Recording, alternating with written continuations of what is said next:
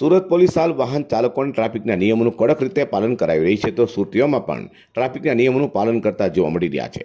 તો સુરતના પૂણા સીતાનગર વિસ્તારમાં લોકોએ ટ્રાફિક સિગ્નલના ટાઈમિંગને લઈને વિરોધ કર્યો હતો.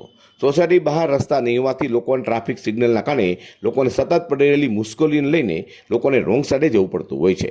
તો અનેકવાર રજૂઆતો કરાવ્યા છતાં પણ કોઈ જ નિવેડો ન આવતા સ્થાનિકે વિરોધ કરી તાત્કાલિક સમસ્યા નિવેડો લાવવા અપીલ કરી હતી.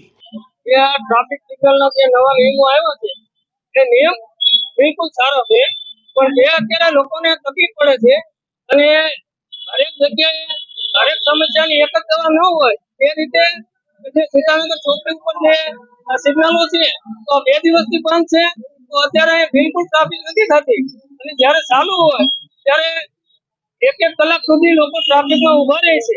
તો પેલા એ સમસ્યા શું છે, પેલા અહીંયા અધિકારીઓએ મુલાકાત લેવી જોઈએ, એક દિવસ ચાલુ રાખીને જોવું જોઈએ અને એક દિવસ બંધ રાખીને જોવું જોઈએ. કારણ કે અહીંથી આપણે ડાબી સાઈડમાં જઈએ એટલે 3 સોસાયટી આવે છે, ચામુંડાનગર, સંતોષી કુકા કે વિક્રમ શાહ. તો એમની અંદર જવા માટે લોકોએ રોંગ સાઈડમાં જવું પડતું હોય છે, કારણ કે બીજો કોઈ રસ્તો નથી. તો આ અમને સર્વિસ રોડ આપો અને આગળ જતા અમને કટ આઉટ આપો, જેથી કરીને લોકોએ રોંગ સાઈડમાં ન જવું.